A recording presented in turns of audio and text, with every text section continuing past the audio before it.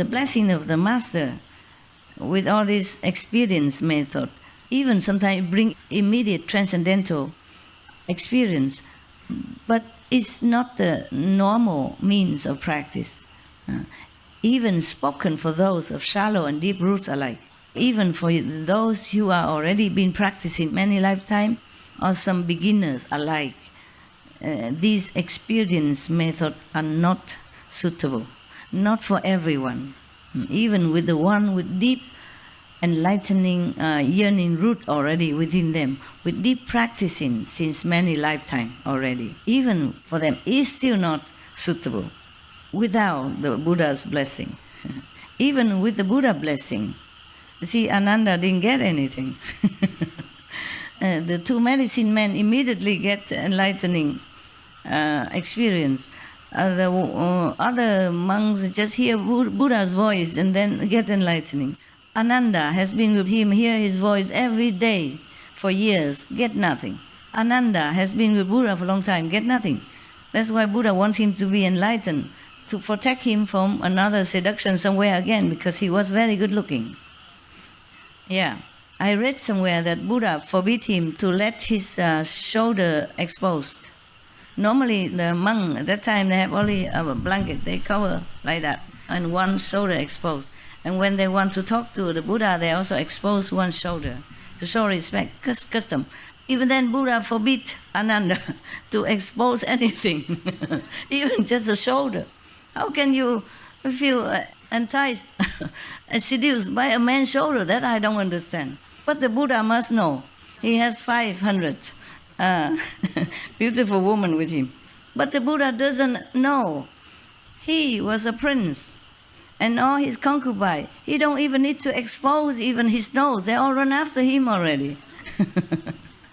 Because his surname is Prince, and Crown Prince even. And everybody want that position, wife of the Crown Prince. So he doesn't need to even expose shoulder, even a nose, he don't need. Ear also don't need. He cover from head to toe, they still run for him. Now maybe he knows all that. Maybe Ananda is exceptionally handsome. A shoulder even cannot be exposed. And even then, the Matanchi daughters still run for him. Yeah, practice this mantra just for him, just to seduce him. The best, the most powerful one, that no man can escape. If you want to get a man, this is a very low quality, low dignity method. If you have to resort to a mantra to charm a man, then, I would feel very embarrassed, shame, guilty. Even if you get him, you will never feel you are loved. Even if he show all the love to you, you would think, it's a special effect. Leftover power from the mantra. You know he didn't love you. You chase him, you trap him, you tricked him. In your heart you never feel satisfied, as a beloved woman. So useless, But this is the thing. This is a drama that unfolds for the Buddha and his monk, so that Ananda become more enlightened, more careful and more humble. And so that this beautiful woman also can become enlightened. She became Arhat, after, So they both have something, something with each other, to give and take, to pay and to do something, play this drama. So Manjushri continue speaking. I bow to the ones, the thus come one. Here he say ones come thus. It's the same, And the Tripitaka, the Holy Three. And to those inconceivable ones with no outflows, or the saints and sages with no more defects, trusting they will aid those in the future, so that no one will doubt this Dharma door, no one will doubt this method. It is an expedient easy to master. Is it easy for you or not easy? Yes. Kuan Yin method easy or not? Yes or no? Yes.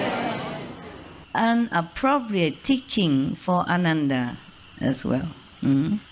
It's easy to master for Ananda also. And for those immersed in the final age, after the Buddha Nirvana, he say 500 years ago is the Dharma ending age, for his Dharma age, they should cultivate this organ of hearing. But actually also in our time, some years of our time since we're born until recent years, they call it Kali Yuga, means the Dharma ending age. Actually also not just the Buddha's Dharma ending, but Kali Yuga age means Dharma ending age.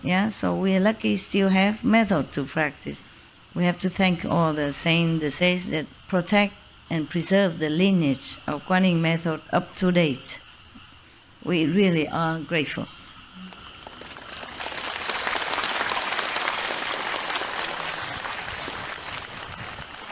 Because the lineage don't always run in one direction or in one place. Like the river, it run under somewhere and then it emerge somewhere else and then it hidden again underground, depends, and then it come out again, So if we sometimes keep looking in the same tradition, we might miss the mark.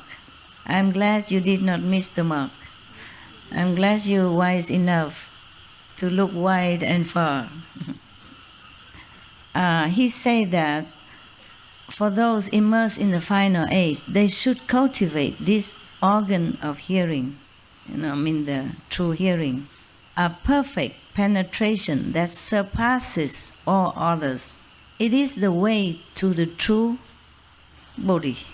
The true mind is a true mind, but I'm worried you mess up with your own mind, so I say the true body, true mind.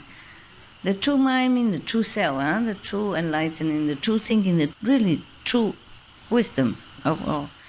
Thereupon, Ananda and all in the great assembly experienced a clarity of body and mind. Having attained such profound instruction, they contemplated the Buddha's body and parinirvana like someone who, having traveled far on business, knows that he is on the road home, though he has not returned completely.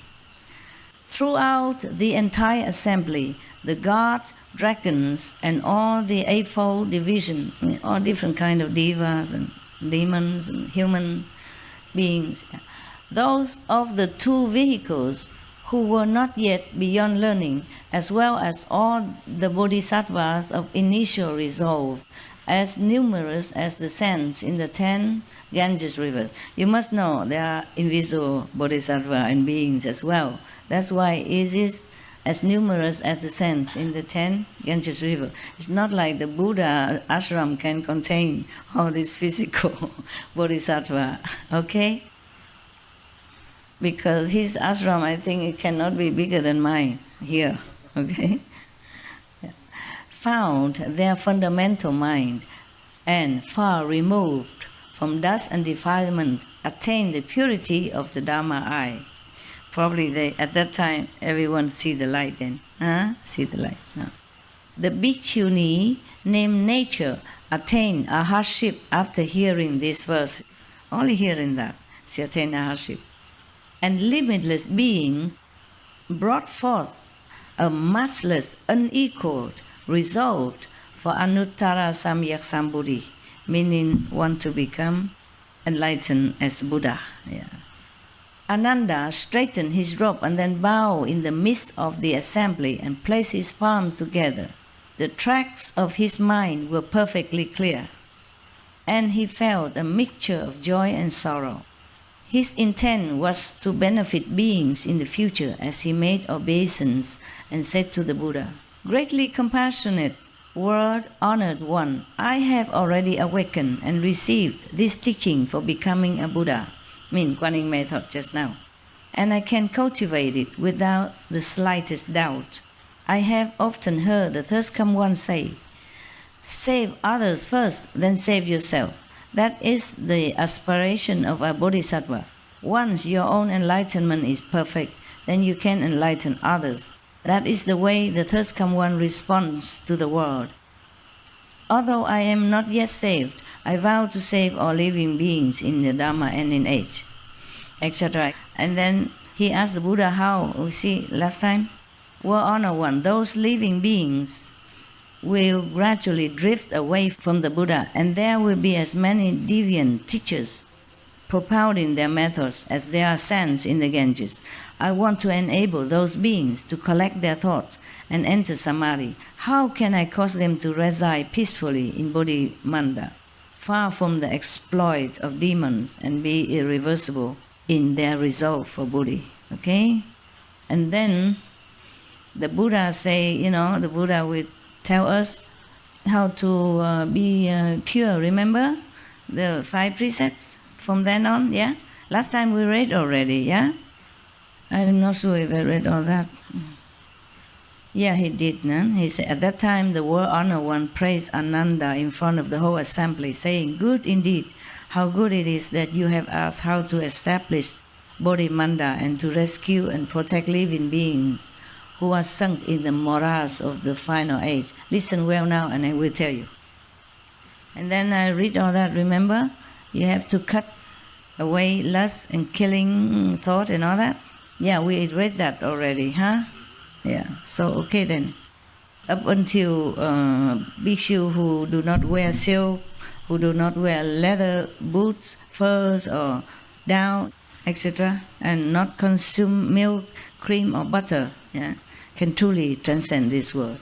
But must practice also Guanyin method. That's what he meant. Because it's better that way. Because Ananda, you see, even though he became a monk already, he didn't wear silk, he didn't wear leather boots. For sure, if the Buddha already instruct this rule in the ashram, he wouldn't wear it.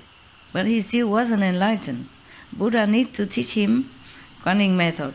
And all the other bhikshuni and bhikshu also need to learn Guanyin method. So Guanyin method is awesome. Good, huh? Yes. Okay, thank you.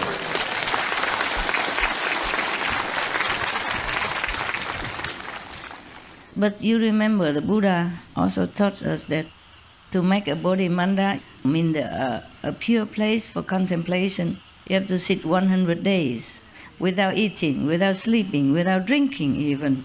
Maybe you can accomplish that, okay, with a firm faith in the Buddha and with a pure master who transmitted to you this pure method, okay, or helping with the Bodhimanda in purity. Otherwise, he say it's useless. And recite this endless mantra that I skip. I did not read it to you because it's translated from Sanskrit, phonetized from Sanskrit. So I wasn't sure whether or not it's useful. It could be useful, but I don't know if you have time to read it. All right, today our calendar ends here. Maybe see you next time.